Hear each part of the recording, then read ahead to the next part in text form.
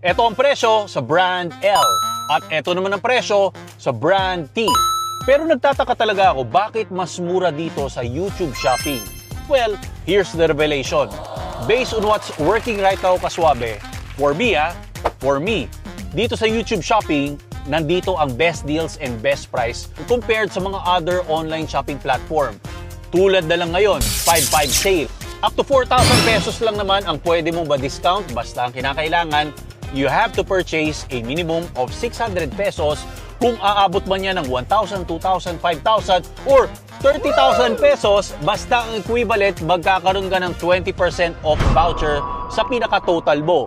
Katulad na lang ng ipinakita ko kanina, Kaswabe, that's the DDPi Z50, which is ang average na presyo niyan sa lahat ng social media platforms nasa 8,500. Pero pag kukunin mo dito sa YouTube Shopping, nasa around 6,500 pesos na lang siya. Wow! Kasama nga pala yan sa isinowcase ko nung nakaraan. I made a video content sa must-have accessories para sa mga sasakyan natin dito sa YouTube.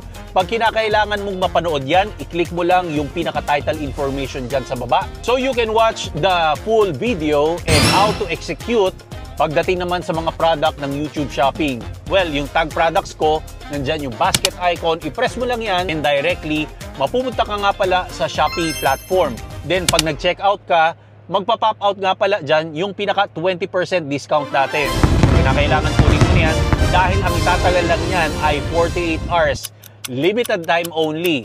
So ano ang advice ko? Check out ka na para magkaroon ka ng happy shopping dito sa YouTube Shopping. I'll see you next time, Kaswabe.